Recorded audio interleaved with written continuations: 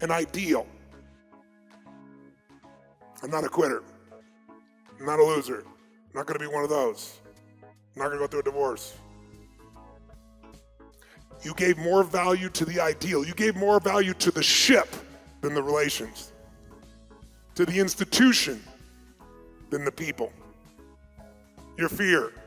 What if I'm alone? What if alone's worse than being with this asshole? Or maybe it's all me. You questioned everything enough until you did nothing.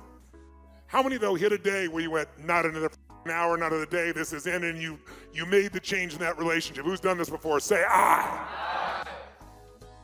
This week is about decisions. The only thing that changes your life is decisions.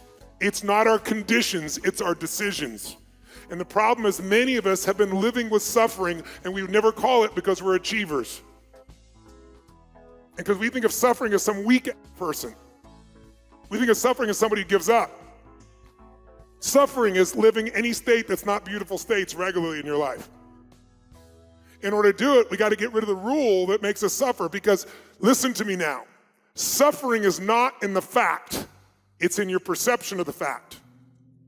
Suffering is not in the fact, it's your perception of the fact. If you said to me, I'm crying, I'm suffering because my mother died, I certainly have compassion for you, but what you said is not true. You're not suffering because your mother died. You're suffering because you think she shouldn't have. You're suffering because the meaning is you think you can never be with her again. You can never communicate with her. Are there people that lost a loved one and they're really in a great, beautiful state? Yes or no? They think they're in a better place. They have a different meaning. They think that was God's choice. You can't keep somebody here longer than they're supposed to be.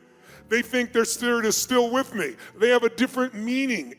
It's not the fact that makes you suffer, it's your perception of the fact. It's the meaning. It's not they died, it's you think they shouldn't have, or you should have done something that you didn't do.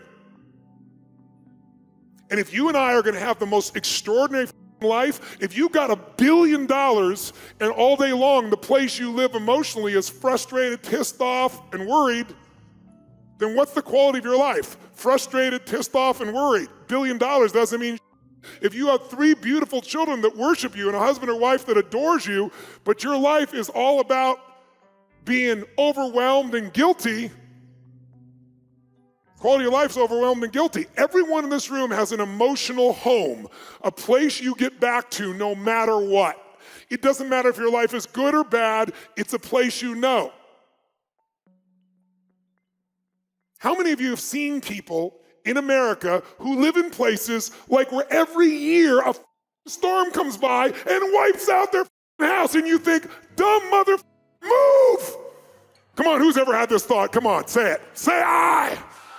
It's so easy when it's someone else's location. You go, why the do they keep going back to the same place? And they argue, but it's my home. It's a piece of land. Move! Why are you surprised when another hurricane takes it the out? And we all see that as kind of not so smart. But the more powerful home is not your address, it's your emotional home. You're at home feeling uncomfortable in yourself, even though you don't like it. It's what you know. You're at home constantly judging yourself. You find a way to get there, even if there's no stimulus in the environment. And we can blame our parents, but all our parents were amateurs. They did the best they could. Most of them had an amateur parent. And they had amateur parents. And no one teaches us how to live, because it wasn't that long ago that most people were trying to survive. Today we have this incredible ability that we can come here for 6 days, even if it's incredibly hard, even if it's incredibly expensive for your time and your energy and travel. To have 6 days to work on you is a pretty amazing privilege, isn't it? What's life about? Growth. Life's about showing up every day to try and be better than you were yesterday, exploring, adventure, friends, being a father. Great. Tell me, why did you come to this program? It's my second one. Repetition. Yes.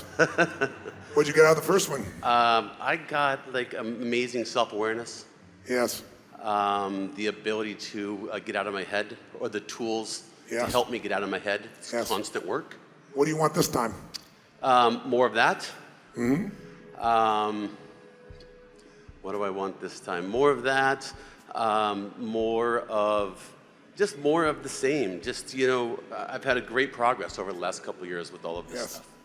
And I study and I read and I try and I practice. And when I come here, I just feel like it's 6 days of singular focus, and it's a leap forward. So it's the next leap for whatever it is for you forward. Yeah. What does an extraordinary life look like for you?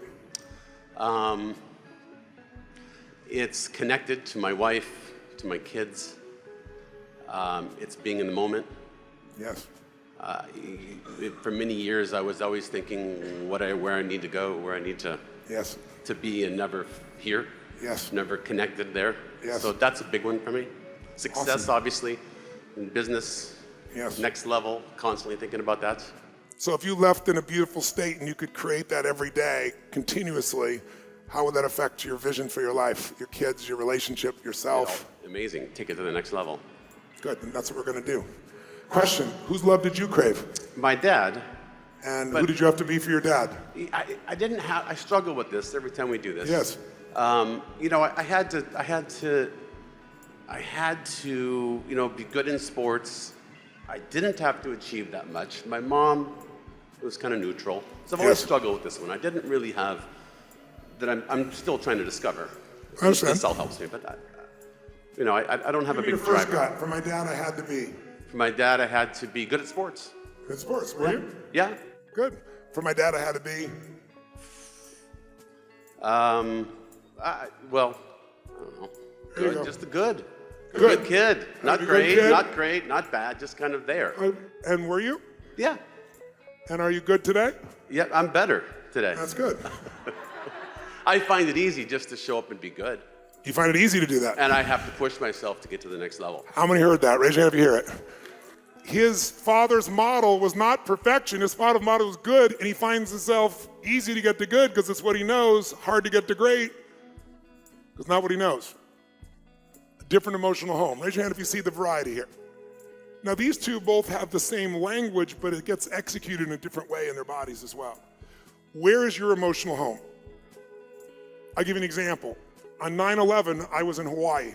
I was doing a 10-day program there called certification. Anybody in the room who was there with me? Anybody was there?